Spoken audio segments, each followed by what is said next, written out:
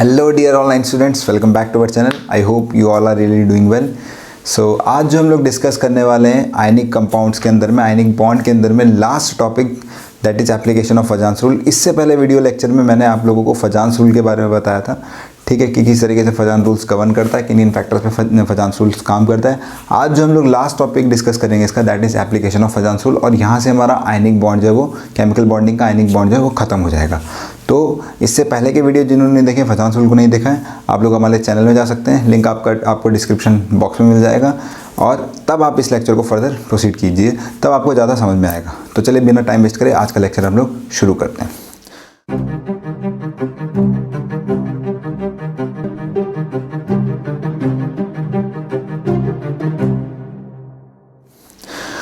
तो dear students, हम लोगों ने डिस्कस किया था लास्ट लेक्चर में that is फजान्स rule,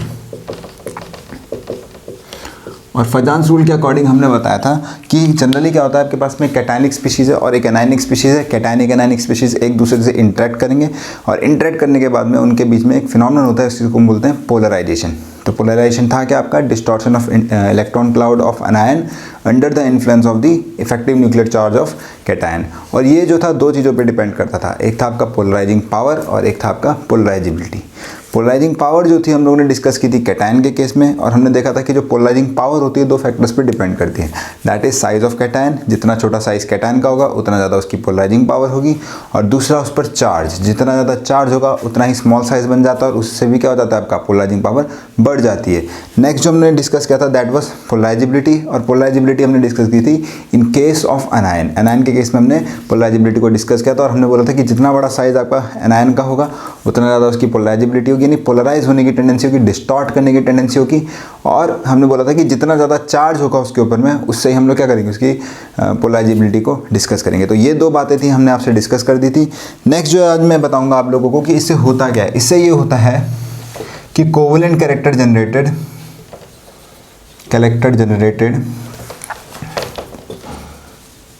covalent character generated in ionic bond. अब ये कैसे हुआ सर, इसको हम लोग देखते हैं किस तरीके से हुआ।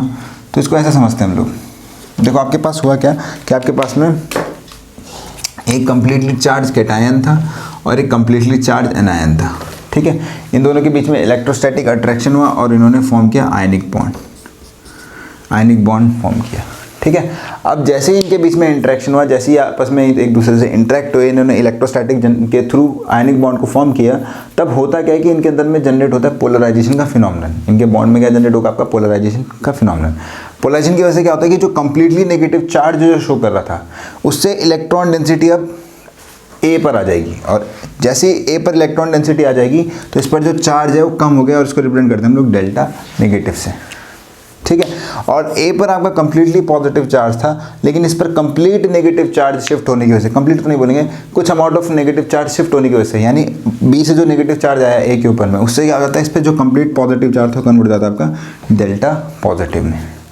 तो ये आप देखें यहाँ पे, जहाँ पे बी आपका कंप्लीटली नेगेटिवली चार्ज था और ए जहाँ पे आपका कंप्लीटली पॉजिटिवली चार्ज था, इस चार्ज के शिफ्ट होने की वजह से अब जो ए है, ए पर आपका पार्शियल पॉजिटिव चार्ज आ गया है और बी पर आपका पार्शियल नेगेटिव चार्ज हो गया है। तो ये जो प्रॉपर्टी होती है, ये जो पार्शियल चार्ज डेवलपमेंट की प्रॉपर्टी होती है, सेम प्रॉपर्टी हम लोग स्टडी करेंगे कोवेलेंट बॉन्ड के अंदर में, और वहाँ पर हम लोग स्टडी करेंगे on the basis of electronegativity difference. तो सिमिलर ये प्रॉपर्टी जैसा हम लोग यहाँ पे देख रहे हैं, पार्शियल पॉजिटिव और नेगेटिव चार्ज कैरेक्टर होने की वजह से, लेकिन ये चार्ज के इलेक्ट्रॉन के शिफ्ट होने की वजह से, यानी कंप्लीट ट्रांसफर होने की वजह से ऐसा हुआ, ट्रांसफर होने की वजह से ऐसा हुआ। तो ये पार्शियल चार्ज जो शिफ्ट हो रहा है आपका, पार्शियल चार्ज जो जनरेट हो रहा है आपका, इस पार्शियल चार्ज के जनरेट होने की वजह से हम लोग बोलते हैं कि ये किसकी तरह बिहेव करेगा, एक कोवेलेंट बॉन्ड की तरह बिहेव करेगा, ओके। तो जितना ज़्यादा आपका नेगेटिव चार्ज शिफ्ट हो पाएगा पॉजिटिव के ऊपर में, उतना उस पर पॉजिटिव चार्ज डेंसिटी कम हो जाएगी। हम ये बोल सकते हैं जितना ज़्यादा पॉजिटिव चार्ज नेगेटिव चार्ज को अपनी तरफ खींचेगा, उतना ही उस पर पॉजिटिव चार्ज डेंसिटी कम हो जाएगी, और जिसकी वजह से ये पार्शियल पॉजिटिव और पार्शियल नेगेटिव चार्ज आपका क्रिएट होगा, ओके। नाउ आगे की हम लोग डिस्कस करेंगे। तो इसी बेसिस पर हम लोग को जो पार्शियल चार्ज जनरेट हो रहा है, इधर से हम लोग बोल सकते हैं, क्या बोल सकते हैं हम लोग, कि इस पर कैसा कैरेक्टर जनरेट हो रहा है, यहाँ पे आपका covalent character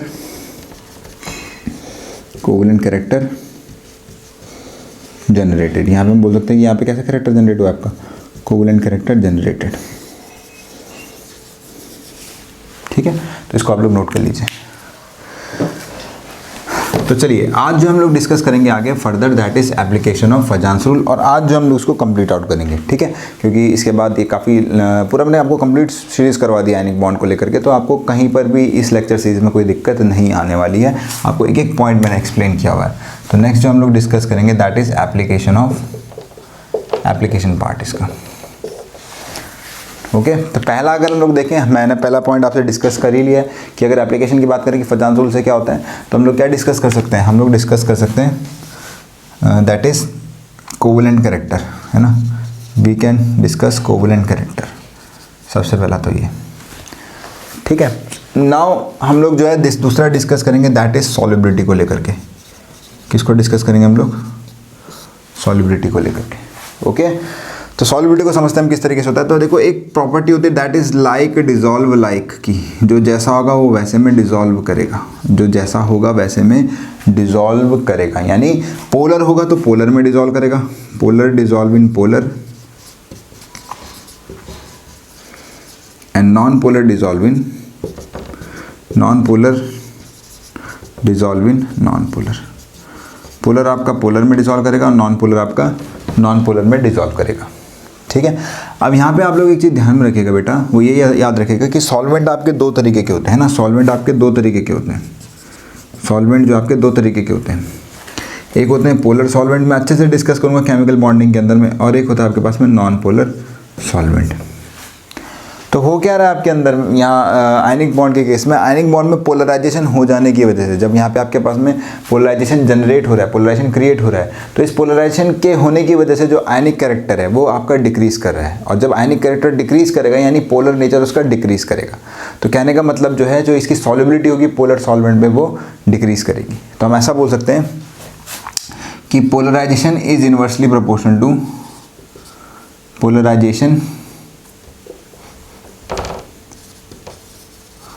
polarization is inversely proportional to solubility in polar solvent। ठीक है, फिर से मैं आपको स्टेटमेंट बोल देता हूँ। हुआ क्या है यहाँ पे, हुआ ये है कि पोलराइजेशन होने की वजह से आपके पास में जो आयनिक बॉन्ड था, आयनिक बॉन्ड के अंदर में कोवेलेंट कैरेक्टर बढ़ रहा है, ठीक है। तो इसका मतलब ये है आपका कि अगर हम लोग बात कर रहे हैं सॉल्युबिलिटी को लेकर के पोलर सॉल्वेंट के अंदर में, तो सॉल्युबिलिटी आपकी डिक्रीज होगी क्योंकि इसमें कोवेलेंट कैरेक्टर आपका इंक्रीज कर रहा है। ओके आयनिक बॉन्ड के कंपैरिजन में आपका कोवेलेंट बॉन्ड जो होता है वो लेस पोलर होता है। आयनिक बॉन्ड आपका, आयनिक कंपाउंड आपके ज़्यादा पोलर होता है। हम देख सकते हैं कि सोडियम क्लोराइड की हमने डिसोसिएशन की बात की थी तो कंप्लीट आयनाइजेशन होता है वहाँ पे, ठीक है, वहाँ पे आयनाइजेशन होता है। और जो आपके पोलर कंपाउंड्स होते हैं उनमें डिसोसिएशन होने लग जाता है। तो डिसोसिएशन में कंप्लीट बॉन्ड टूट रहा है, और आयनाइज होने में क्या होता है आपका लैटिस का ब्रेकडाउन होता है कंस्टिट्यूएंट आयंस के अंदर में। तो इस चीज़ को याद रखिएगा कि जो पहली चीज़ है वो आपका क्या है, polarisation is inversely proportional to solubility in polar compound, polar solvent, ठीक है। नाउ ये तो था आपका second application.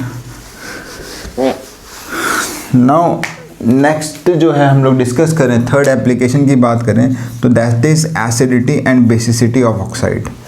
Acidity and basicity of oxide ये काफ़ी इंपॉर्टेंट है, और ये रूल जो आपका काफ़ी जगहों पे लगता है, ठीक है। इसको आप लोग नेगलेक्ट मत कीजिएगा, ये काफ़ी इंपॉर्टेंट है और बहुत सारी जगहों पे ये काम करता है, ठीक है। तो इसके लिए मैं आपको एक जनरल रूल बता देता हूँ that is from Lux Flood acid base concept. Lux Flood acid base concept. तो Lux Flood acid base concept के अकॉर्डिंग क्या है कि जो ऑक्साइड डोनर होते हैं, ओके ऑक्साइड डोनर की बात करें तो वो आपके बेस होते हैं, ऑक्साइड डोनर और बेस। एंड ऑक्साइड एक्सेप्टर क्या होते हैं आपके पास में, ऑक्साइड एक्सेप्टर जो है आपका ये एसिड होते हैं। ओके नाउ अगर हम लोग बात करते हैं आपका उसके केस में, पोलराइजेशन के केस में, तो पोलराइजेशन जितना ज़्यादा होगा उतनी ज़्यादा एसिडिटी होगी।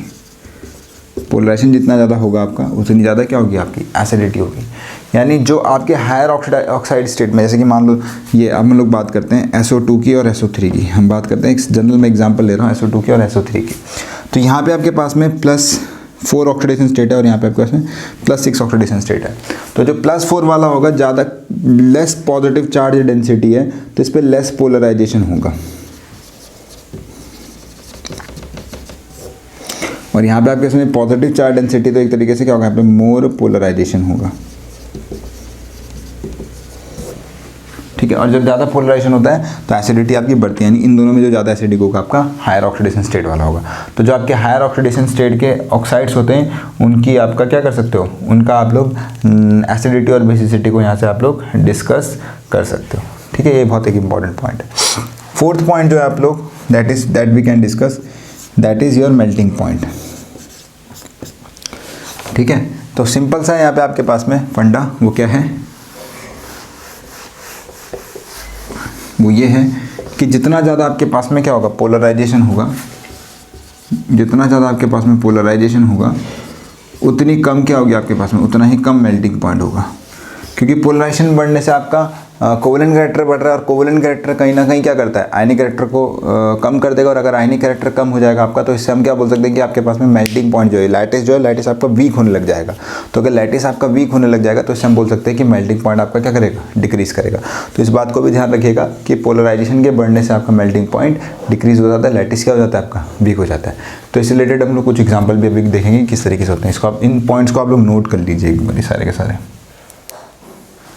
तो चलिए लास्ट जो आपके पास में जो फिफ्थ पॉइंट है, that is colour imparting tendency, colour imparting tendency,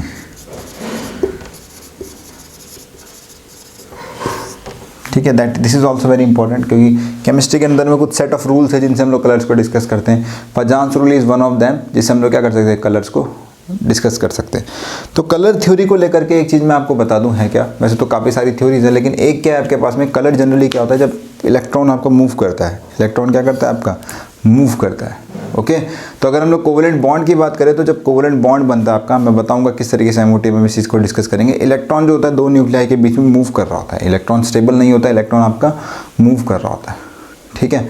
क्योंकि बॉन्ड के अंदर में वाइब्रेशन होती है, आपका बॉन्ड जो है वो मूव करता है, तो जो इलेक्ट्रॉन्स हैं उनका मूवमेंट रहता है। और आयनिक बॉन्ड में क्या रहता है कि जो पॉजिटिव आयन होगा इलेक्ट्रॉन्स को अपनी तरफ खींच के रखेगा, तो यानी ज़्यादा जो इलेक्ट्रॉन डेंसिटी आपका पॉजिटिव आयन की तरफ झुकी हुई रहती है, क्योंकि शेयरिंग तो दोनों में हो रहा है, दोनों में आपका इलेक्ट्रॉन का एक में इलेक्ट्रॉन का एक्सचेंज हो रहा है और एक में क्या हो रहा है, शेयरिंग हो रहा है इलेक्ट्रॉन का। तो यूजुअली जो कलर होता है, कलर के आने के पीछे जो बेसिक सा रीज़न है वो है इलेक्ट्रॉन का डीलोकलाइजेशन होना, ठीक है। इसका पीछे जनरल सा रीज़न है, that is delocalisation of electron. तो जितना ज़्यादा आपका डीलोकलाइजेशन होगा इलेक्ट्रॉन का, उतना ज़्यादा क्या होगा, आपका कलर शो करने की टेंडेंसी बढ़ेगी। और आयनिक बॉन्ड के कंपैरिजन में हम लोग कोवेलेंट की बात करें तो कोवेलेंट के अंदर में ज़्यादा डीलोकलाइजेशन होता है इलेक्ट्रॉन्स का। इससे पहले मैं आपको बता चुका हूँ कि जो आयनिक कंपाउंड्स होते हैं उनमें मेजरली जो कलर आने का टेंडेंसी होता है, that is because of defects. वहाँ पे आपका एफ सेंटर नाम का डिफेक्ट होता है, जिसकी वजह से आपका कलर शो करने की उनके पास टेंडेंसी होती है। कोवेलेंट कंपाउंड्स के अंदर में majorly one of the factor जो मैं आपको बार बार बता रहा हूँ, that is movement of electron. तो यहाँ पे होता क्या है, ये होता है कि आपके पास में जितना ज़्यादा पोलराइजेशन होगा उतना ज़्यादा क्या होगा, आपका कोवेलेंट कैरेक्टर जनरेट होगा। और जैसा कि मैं आपको बता चुका हूँ कि कोवेलेंट कैरेक्टर जनरेट हो रहा है, यानी मूवमेंट ऑफ इलेक्ट्रॉन बढ़ेगा दो न्यूक्लियाई के बीच में, और जितना ज़्यादा आपका मूवमेंट ऑफ इलेक्ट्रॉन बढ़ेगा, कलर इंपार्ट करने की टेंडेंसी उतनी ही ज़्यादा होगी। तो कहने का मतलब ये है कि पोलराइजेशन जो होगा that will be directly proportional to colour imparting tendency. तो आई होप आप लोगों को ये चीज़ ढंग से समझ में आई होगी कि क्या बोला है मैंने। तो अगर आप लोगों को समझ में नहीं आया, वीडियो को आप दोबारा देखिए, पॉज करके रिपीट कीजिए, आपके पास पूरा यूज़ है वीडियो लेक्चर्स का, क्या वीडियो लेक्चर्स में चीज़ों को रिवाइंड करके समझ सकते हैं। तो यहाँ से हम लोग देखेंगे किस तरीके से कंपाउंड्स में जो सिल्वर हैलाइड्स हो गए, उनके कंपाउंड में जिंक सल्फाइड हो गया, आपका कैडमियम सल्फाइड हो गया, किस तरीके से कलर शो करते हैं, ठीक है। तो इनको नोट कर लीजिए, आपके पास में बेसिक एप्लीकेशन हो गया जिनको हम लोग डिस्कस करने वाले हैं, और इससे रिलेटेड हम करेंगे आप लोग क्वेश्चंस को, ठीक है। तो डियर स्टूडेंट्स, ये मेरे पास कुछ क्वेश्चंस हैं, इनको हम लोग डिस्कस करते हैं। तो यहाँ पे ध्यान दीजिए, हम लोगों को डिस्कस करना है यहाँ पे कोवेलेंट कैरेक्टर को। तो सिंपल सी बात है, आपका कोवेलेंट कैरेक्टर जो है वो पोलराइजेशन पे डिपेंड करता है, और पोलराइजेशन जो है दो इंपॉर्टेंट फैक्टर्स पे डिपेंड करता है, that is on cation and that is on anion. Cation का साइज़ छोटा और एनायन का साइज़ बड़ा तो पोलराइजेशन ज़्यादा, और अगर पोलराइजेशन ज़्यादा तो कोवेलेंट कैरेक्टर ज़्यादा। उसी तरीके से कैटायन पे चार्ज ज़्यादा, एनायन पे चार्ज ज़्यादा तो पोलराइजेशन ज़्यादा, और पोलराइजेशन ज़्यादा तो कोवेलेंट कैरेक्टर भी ज़्यादा, ठीक है। तो यहाँ पे ध्यान दीजिएगा आप लोग कि LiF, LiCl, LiBr, Lii, तो यहाँ पे आपके पास में एनायन का साइज़ नीचे की तरफ बढ़ रहा है ना, आयोडाइड का साइज़ नीचे की तरफ बढ़ रहा है, फ्लोराइड हैलाइड्स का, तो यानी कोवेलेंट कैरेक्टर यहाँ को आपका इंक्रीज़ करेगा, ओके। अगेन यहाँ पे देखिए क्लोराइड, मैग्नीशियम का क्लोराइड AlCl3, तो अगर हम लोग यहाँ पे देखें तो एल्युमिनियम पे +3 का चार्ज है, यहाँ पे मैग्नीशियम पे +2 का चार्ज है, Na पर क्या है +1 का चार्ज है। तो नीचे जाने पर क्या हो रहा है आपका पोलराइजेशन करेक्टर बढ़ेगा, तो एल्युमिनियम पे सबसे ज़्यादा क्या होगा पोलराइजेशन सबसे ज़्यादा कॉज करेगा एल्युमिनियम का +3, तो इसलिए इसमें कोवलेंट करेक्टर भी आपका ज़्यादा होगा। उसी तरीके से NaF, NaCl, NaBr, NaI की बात करूँ तो यहाँ पे आपका सबसे ज़्यादा क्या होगा पोलराइजेशन होगा। इन दोनों में अगर हम लोग बात करें LiCl और BCl2 में, तो लिथियम का साइज +1 चार्ज है, इस पर उसके +2 चार्ज, तो जहाँ पे +2 चार्ज होगा वहाँ पे आपका पोलराइजेशन ज़्यादा होगा और कोवलेंट करेक्टर ज़्यादा होगा। अब देखें यहाँ पे हमारे पास में यहाँ पे लिखा है मैंने Ag, this is my Ag। तो अगर ये Ag है, इसकी बात करें AgCl की, तो AgCl और KCl के अंदर में Ag जो है दैट इज योर +1 और K भी आपका क्या है +1। लेकिन याद कीजिए मैंने आपको बताया था कि जो ऐसे मेटल कैटायन जिनके पास में क्या होगा आपका स्यूडो नोबल गैस कन्फिग्रेशन होगा, जैसे सिल्वर है, सिल्वर के पास में pseudo noble gas copper silver gold 3D 4D 5D और यहाँ पे आपका 4D 10 होता है, ठीक है। तो इसका मतलब क्या, इसका पोलराइजेशन सबसे ज़्यादा होगा। ये इसके पीछे रीजन क्या है, pseudo noble gas configuration is more dominating than noble gas configuration, ठीक है। तो यहाँ पे अगर हम लोग देखें तो यहाँ स्यूडो, उसी तरीके से अगला एग्जांपल देखिए कीजिए, यहाँ पे +2 चार्ज और इसका क्या है +4 है, तो ऑब्वियसली बात है आपके पास में कि कुछ ऐसे कैटायंस हैं जहाँ पे आपके पास में +4 हायर ऑक्सीजन स्टेट है, तो यहाँ पे आपके पास में पोलराइजिंग पावर ज़्यादा होगी, तो कोवलेंट करेक्टर भी आपका ज़्यादा होगा। अगेन देखिए जिंक, कैडमियम, मरकरी सब में जो है +2 चार्ज है, यहाँ पे +2 है, +2 है, +2 है, लेकिन नीचे जाने पर क्या होता है आपका साइज़ बढ़ता है, ठीक है, साइज़ आपका बढ़ेगा, तो साइज़ बढ़ने पर क्या होगा आपका कोवलेंट जो क्या बोलते हैं मतलब पोलराइजिंग पावर जो होगी आपकी, सिंपल सी बात है आपका इसके केस में सबसे ज़्यादा क्या होगा आपका पोलराइजेशन इंक्रीज़ करेगा। तो यहाँ पे आपके पास में जो साइज़ का ऑर्डर है, मरकरी जो है आपका सबसे स्मॉलेस्ट साइज़ रहता है, ठीक है, मरकरी का जो साइज़ है वो लगभग आपका सबसे छोटा रहेगा इसके केस में, तो इसको ध्यान में रखिएगा। काफ़ी इंपॉर्टेंट एग्जाम्पल है जिंक, कैडमियम, मरकरी को लेकर के, this is very important example. जो कोवलेंट करेक्टर की अगर हम लोग बात करें वहाँ पे आपका सबसे ज़्यादा कोवलेंट करेक्टर। वैसे इसका एक बहुत सटीक वो भी है, वो ये है कि आपके पास में यहाँ पे ओवरलैपिंग की अगर हम बात करें तो 3D ऑर्बिटल है, ये आपका 4D ऑर्बिटल है और यहाँ पे आपके पास में 5D ऑर्बिटल है। तो यहाँ पे आपके पास में इंट्रैक्शन बहुत अच्छा होता है, 5D का साइज़ थोड़ा बड़ा होता है ऑर्बिटल का, तो ये इसका इंट्रैक्शन बहुत अच्छा होता है इन केसेस के, इसके केस में, तो इसलिए ज़्यादा डोमिनेटिंग कैसा करेक्टर होता है यहाँ पे आपका कोवलेंट करेक्टर होता है। अगेन सोडियम और कॉपर की बात करें तो कॉपर और सोडियम में आपका +1 का चार्ज है, तो याद कीजिए कॉपर भी कैसा आपका pseudo noble gas configuration attain करता है, तो कॉपर पे ज़्यादा पोलराइजेशन होगा और वहाँ पे आपका कोवलेंट करेक्टर भी ज़्यादा होगा। सिमिलरली आप रुबिडियम और गोल्ड की बात करें तो अगेन आपका गोल्ड जो है pseudo noble gas configuration attain करके रखता है, तो इसलिए यहाँ पे आपका पोलराइजेशन ज़्यादा होगा और कोवलेंट करेक्टर भी ज़्यादा होगा। अपार्ट फ्रॉम दिस एक बहुत ही इंपॉर्टेंट एग्जाम्पल है, उसको हम लोग देख लेते हैं। एक सीरीज़ को मैं आपको याद करने के लिए बोलूँगा, वो है कि आपके पास में BeCl2 एल्युमिनियम का, मैग्नीशियम का, LiCl का और NaCl का। ओके, तो अगर मैं इनमें बात करूँगा आपका तो सबसे ज़्यादा जो पोलराइजेशन होगा आपका BeCl2 में होगा, इस सीरीज़ को आप लोग याद रखिएगा। देन आपका AlCl3 में MgCl। ओके, तो ये जो आपके पास में एक सीरीज़ है, इसके बेसिस पर अगर हम लोग देखें सबसे ज़्यादा पोलराइजेशन होगा Be+2 में Al, then magnesium, Li and sodium. तो अगर लास्ट वाले में देखें तो सोडियम पे तो +1 चार्ज है आपका, इसकी साइज सबसे छोटी है। एल्युमिनियम में +3 चार्ज है, लेकिन बेरिलियम आपका ऊपर आ जाता है थोड़ा ना, एल्युमिनियम आपका 3rd पीरियड का है, बेरिलियम आपका 2nd पीरियड का हो जाता है, तो इसलिए। और बात करें मैग्नीशियम और एल्युमिनियम में, तो मैग्नीशियम का जो साइज़ है एल्युमिनियम के कंपेरिजन में कैसा है, +2 चार्ज भी है, सेम पीरियड के दोनों, इसलिए भी आपका एल्युमिनियम के केस में यहाँ पे पोलराइजेशन ज़्यादा होगा और कोवलेंट करेक्टर ज़्यादा होगा। तो इस सीरीज़ को आप लोग नोट कर लीजिए, काफ़ी इंपॉर्टेंट सीरीज़ है आपकी ये, ठीक है। तो चलिए नेक्स्ट जो हम लोग डिस्कस करेंगे वो ऑर्डर डिस्कस करेंगे हम लोग मेल्टिंग पॉइंट का। तो सिंपल सी बात है आपका कि अगर पोलराइजेशन बढ़ता है तो कोवलेंट करेक्टर बढ़ता है, कोवलेंट करेक्टर बढ़ेगा तो मेल्टिंग पॉइंट आपका कम हो जाएगा। तो अगर हम लोग देखें यहाँ पे सबसे ज़्यादा पोलराइजेशन आपका लिथियम आयोडाइड के केस में होगा, तो इसका मतलब क्या है, इसका मेल्टिंग पॉइंट सबसे ज़्यादा कम होगा। तो मेल्टिंग पॉइंट का जो ऑर्डर रहने वाला है वो ये, ठीक है। अगेन उसी तरीके से देखिए हम लोग Na2 और Na2S के अंदर में, तो यहाँ पे ऑक्साइड है और क्या है आपके पास में सल्फाइड है। तो एक चीज़ देखिए यहाँ पे ऑक्सीजन और सल्फर है, तो सल्फर का साइज़ थोड़ा बड़ा होता है H2 माइनस का इन कंपेयर टू किसके O2 माइनस के। तो अगर हम इसमें देख रहे हैं तो ऑब्वियसली बात है जो Na2O इसका मेल्टिंग पॉइंट ज़्यादा होगा।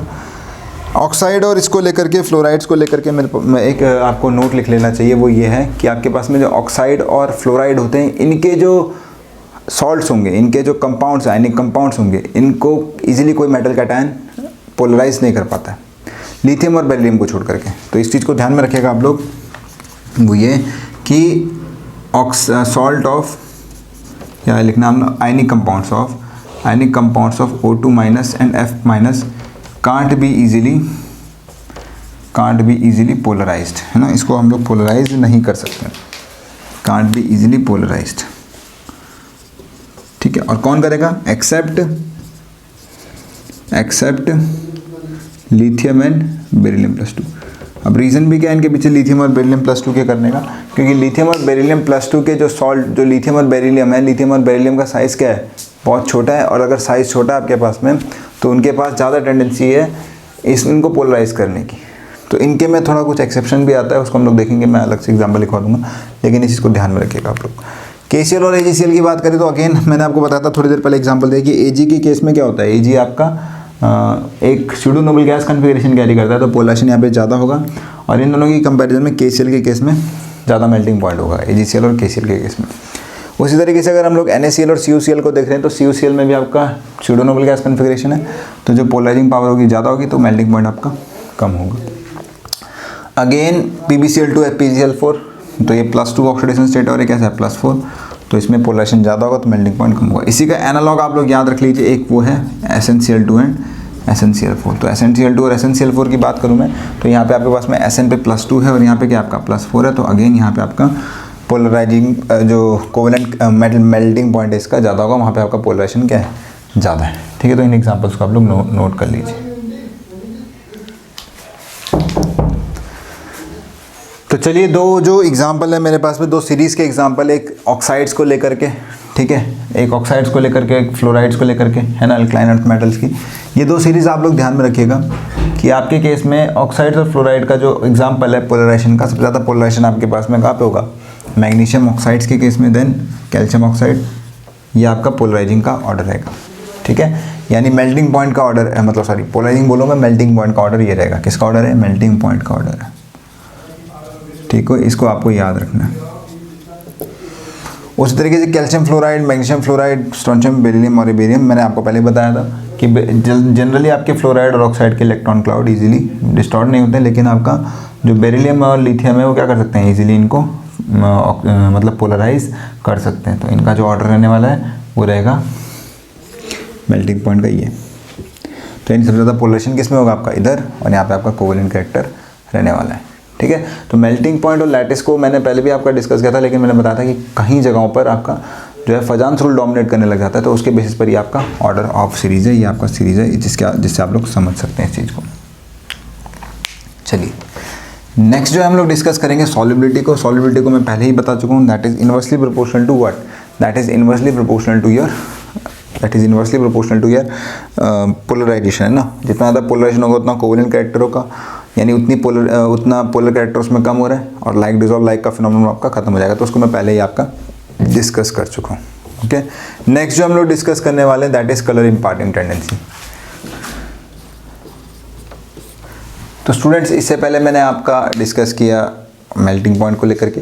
नेक्स्ट जो है मैं डिस्कस करूंगा सॉल्युबिलिटी को लेकर के, और सॉल्युबिलिटी किस में डिस्कस करेंगे हम लोग? जनरली इन वाटर में लेकर के, ठीक है। तो पोलराइजेशन जो होता है that is inversely proportional to, polarisation is inversely proportional to solubility.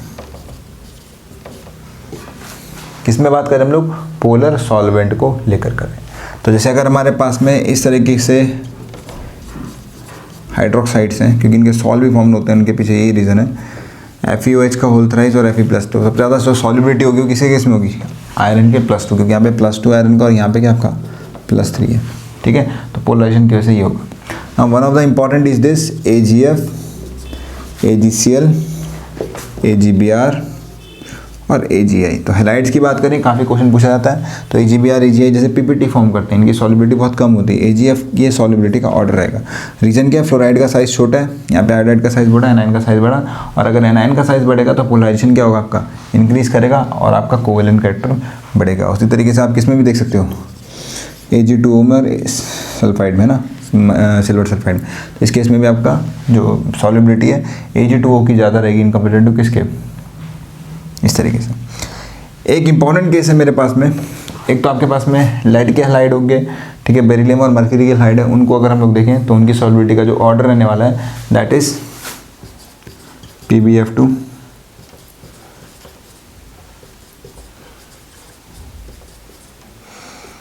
तो ये सॉलिबिलिटी का ऑर्डर है। तो सबसे ज़्यादा सॉलिबिलिटी किसकी होगी, फ्लोराइड्स की, देन ब्रोमाइड्स, क्लोराइड्स की, देन ब्रोमाइड की, एंड देन किसकी होगी आपकी, आयोडाइड की। इस तरीके से अगर हम लोग बेरिलियम की बात करें तो BeF2,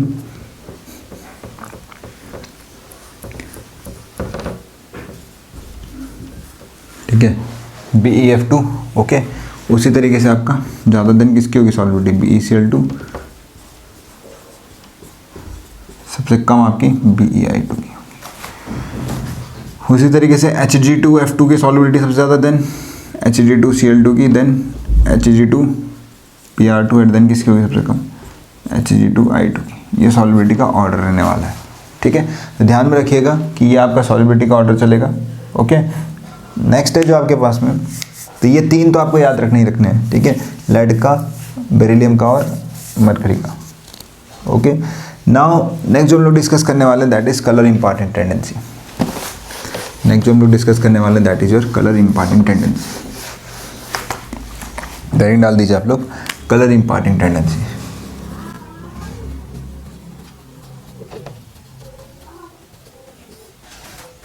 ओके, तो सिंपल सी बात है, जितना ज़्यादा आपका कोवेलेंट कैरेक्टर जनरेट होगा उतना ज़्यादा पोलराइजेशन होगा, और पोलराइजेशन जितना ज़्यादा होगा उतना ज़्यादा टेंडेंसी होगी आपकी कलर इम्पार्ट करने की, ओके। तो यहाँ पे आपके पास में जनरली जो बेस्ट एग्जांपल है वो ये है AgF, AgCl, AgBr, AgI, okay. अगर मैं इनके केस में डिस्कस करूँ आप लोगों को, तो पोलराइजेशन की वजह से क्या होने वाला है, सिंपल सी बात है, पोलराइजेशन की वजह से कोवेलेंट कैरेक्टर बढ़ेगा, और कोवेलेंट कैरेक्टर की वजह से डीलोकलाइजेशन ऑफ इलेक्ट्रॉन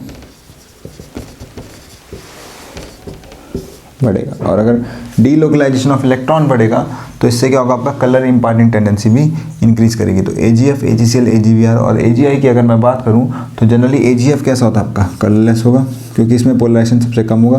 पोलराइजेशन का जो ऑर्डर रहेगा वो ये रहेगा, है ना। अभी हम लोगों ने सॉलिबिलिटी में भी देखा कि किस तरीके से ये जो मैंने ऑर्डर लिखा है पोलराइजेशन का लिखा, तो AgI के केस में क्या होगा आपका, सबसे ज़्यादा पोलराइजेशन होगा। तो यूजुअली इनका जो कलर रेंज होता है येलो होता है, लेकिन हर किसी के केस में क्या होता है, ये जो कलर है आपका डेविएट करता रहता है ना। जैसे इसके केस में आपका कलरलेस हो गया, देन आपके पास में वाइट कलर आ जाता है, देन आपके पास में पेल येलो आ जाएगा, और देन आपके पास में डार्क येलो आ जाएगा, देन आपके केस में डार्क येलो आ जाएगा, ठीक है। तो इन एग्जांपल्स को आप लोग नोट कर लीजिए। तो चलिए कुछ और एग्जांपल हमारे पास में जिनमें हम लोग कलर को लेकर डिस्कस करें। तो यहाँ पे देखिए आपका सबसे ज़्यादा पोलराइजेशन होगा, इसलिए इसका कलर कैसा है, येलो कलर है, ठीक है। उसी तरीके से SnI2I2 में आपका सबसे ज़्यादा पोलराइजेशन होगा, तो ब्लैक कलर शो कर रहा है, ये वाइट है। बाकी HgCl2 HgI2 में देखें तो I2 में अगेन आपका पोलराइजेशन ज़्यादा होगा, हैलाइड चेंज हो रहा है ना, एनायन का साइज बढ़ेगा तो पोलराइजेशन ज़्यादा होगा और कोवेलेंट कैरेक्टर इंक्रीज करेगा। This one is very very important, काफ़ी कॉम्पिटेटिव एग्जाम्स में पूछा गया, जिंक सल्फाइड का कलर, कैडमियम सल्फाइड का कलर और मर्क्यूरिक सल्फाइड का कलर। तो मर्क्यूरिक सल्फाइड आपका ब्लैक होता है, कैडमियम आपका येलो होता है और ये वाइट होता है। इनके प्रॉपर रीजन आप लोग हायर क्लास में जाके पढ़ेंगे, किस तरीके से MOT से भी हम इनको एक्सप्लेन कर सकते हैं, इनकी भी बनती है, लेकिन अभी के लिए आपको याद रखना है कि इस तरीके से आप पोलराइजेशन के बेसिस पे इनको समझा सकते हो। यानी पोलराइजेशन ज़्यादा किस में होने वाला है, मर्करी के अंदर में, ओके, सेम आयन के होने पर भी। तो डियर स्टूडेंट्स, हम लोगों ने फाइनली कंप्लीट आउट कर दिया आपका आयनिक कंपाउंड्स के अंदर में फजान्स रूल को, ठीक है। नेक्स्ट हम लोग डिस्कस करेंगे कोवेलेंट कंपाउंड्स को लेकर के। तो ये एक बहुत ही एक्साइटेड सीरीज़ रही है आयनिक बॉन्ड्स की। आई होप आप लोगों ने बहुत कुछ नया सीखा होगा, कुछ जाना होगा और आप लोगों के लिए बहुत हेल्पफुल रहा होगा। अपने कमेंट ज़रूर बताइए, अपने व्यूज़ ज़रूर बताइए कि आपको किस तरीके से लेक्चर सीरीज़ में समझ में आया और कहाँ पे आप लोगों को प्रॉब्लम से आप लोग कमेंट सेक्शन में बता सकते हैं। हम लोग ज़रूर आपको हेल्प आउट करेंगे इन चीज़ों को लेकर के। तब तक के लिए आप लोग हम लोगों के चैनल से जुड़े रहिए। नए नए टॉपिक्स को पढ़ते रहिए और सून ही हम लोग we will start our chemical bonding के पार्ट में कोवलेंट बॉन्ड्स को हम लोग डिस्कस करना शुरू करेंगे। तब तक के लिए आप लोग आयनिक बॉन्ड के सारे लेक्चर्स को देखिए, प्रॉपर तरीके से पढ़िए। Thank you so much, thank you for being with us. Keep watching our channel, share कीजिए इसको, सब्सक्राइब कीजिए और हमारे चैनल के साथ जुड़े रहिए। धन्यवाद।